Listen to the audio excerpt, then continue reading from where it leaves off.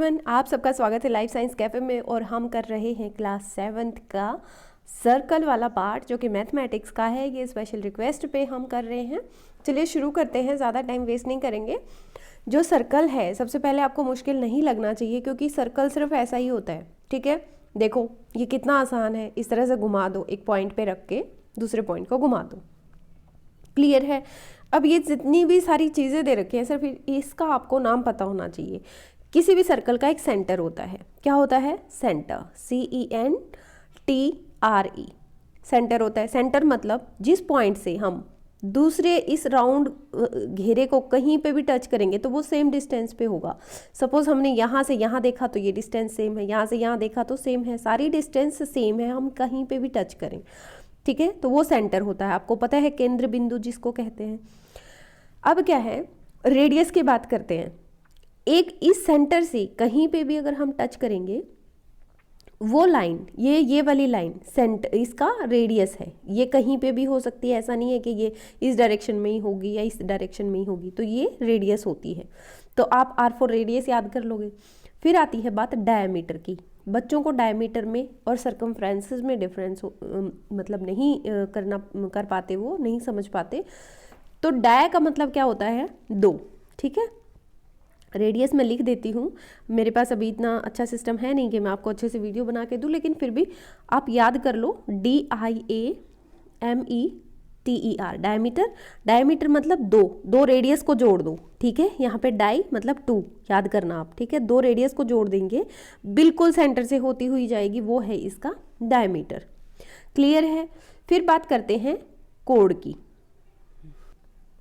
Code को हम कैसे देखते हैं? सपोज हमने यहाँ पे इस एक पॉइंट रखा और दूसरे पॉइंट पे कहीं पे भी मिला दिया, ये सारे इसके कोड हैं। ये सेंटर से भी जा सकता है।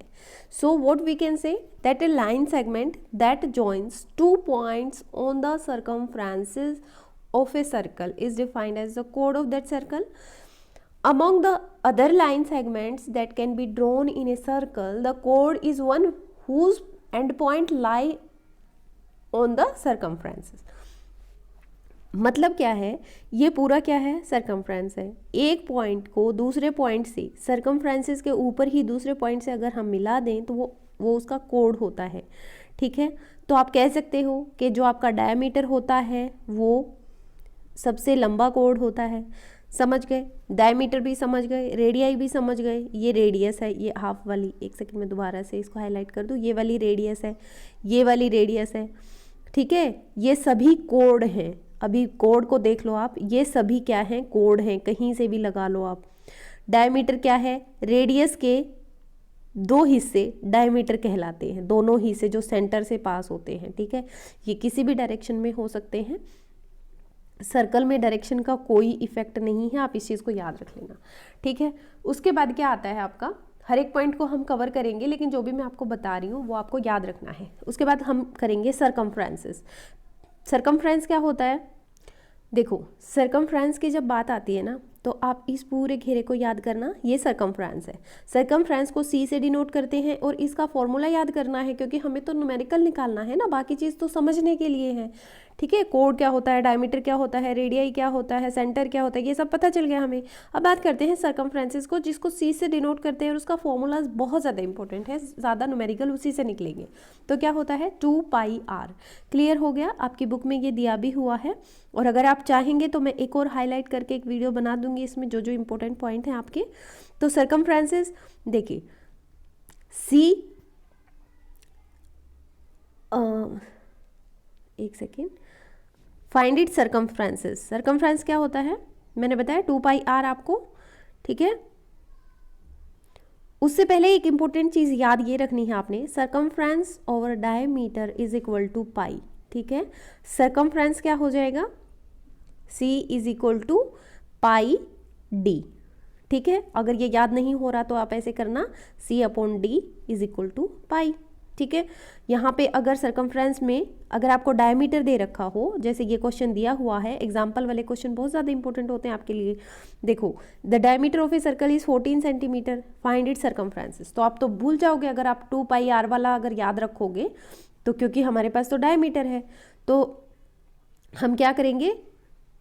डायमीटर क्या होता है?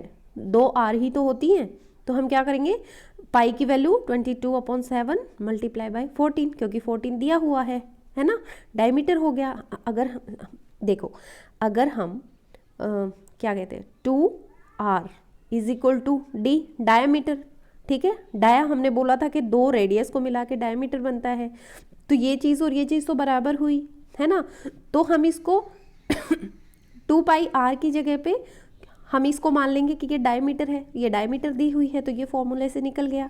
क्लियर हो गई ये चीज़। फिर एक और इम्पोर्टेंट पॉइंट आप याद रखेंगे, वो है आर्क, ARC। आर्क का मतलब क्या होता है कि अगर हम सर्कल को इस तरह से, ये मैंने इसको हाईलाइट कर दिया, ठीक है, E और C क्या है यहाँ पे, आर्क है। What we can say that E and C is an arc, okay, EC is an arc. अगर ये आर्क इतनी हो कि ये आधे सर्कल को कवर करे, तो इसको सेमी सर्कल बोल सकते हैं, ठीक है। आधा अगर सर्कल को एग्जैक्टली कवर कर रही है ये आर्क, तो इसको सेमी सर्कल बोल सकते हैं।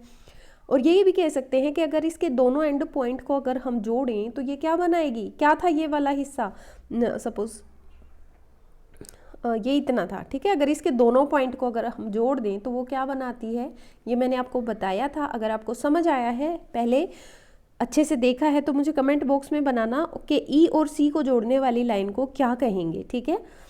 फिर आपका इंपॉर्टेंट पॉइंट क्या रह गया, आपका सेंटर हो गया, रेडियस हो गया, डायमीटर हो गया, दो रेडियस को मिला के डायमीटर हो गया, कोड हो गया आपका, ठीक है। फिर सरकमफ्रेंस हो गया, 2πr फॉर्मूला याद करना है आपने, और C/D इज इक्वल टू पाई होता है, C/D is equal to pi, ठीक है, ये याद हो गया आपको। फिर आर्क याद हो गया कि छोटा सा हिस्सा जो सर्कल का है वो क्या होता है, आर्क होता है। फिर बात करते हैं हम सेक्टर की और सेगमेंट की, ठीक है, ये 2 पॉइंट और आपके रह गए हैं।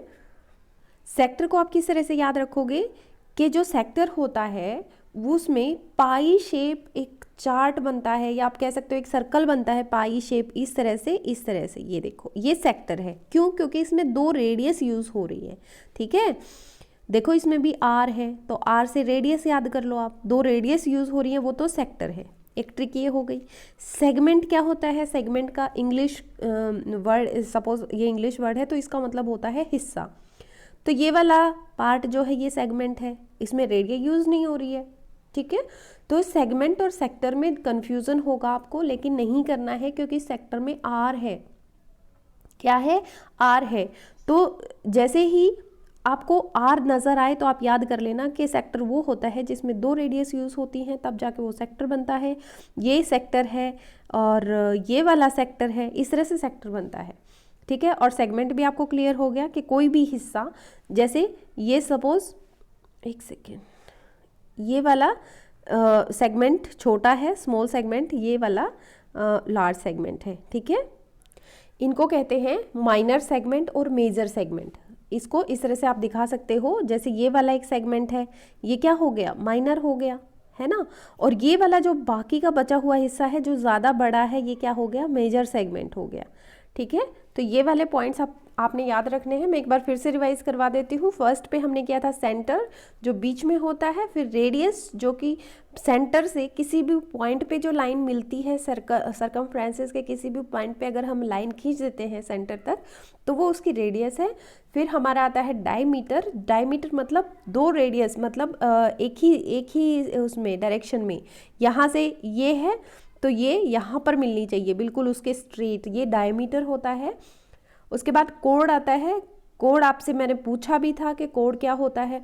फिर सरकमफ्रेंसेस का आपने फॉर्मूला याद रखना है 2πr, या फिर आपको अगर कंफ्यूज करने के लिए टीचर देगा एग्जाम में तो आपको देगा C/D इज इक्वल टू पाई। अगर आपको याद है तो आप कुछ भी निकाल सकते हो। C का मतलब सरकमफ्रेंसेस, D का मतलब डायमीटर, पाई की वैल्यू आपको पता है 22/7 होती है। ये करेंगे आप। उसके बाद आता है आपका आर्क। आर्क क्या होता है, कोई भी सेगमेंट, इस तरह से आप समझ लीजिए वो आर्क होता है। फिर सेक्टर की बात करेंगे। सेक्टर में आर आ रहा है, सेक्टर की स्पेलिंग में क्या आ रहा है, आर, ठीक है।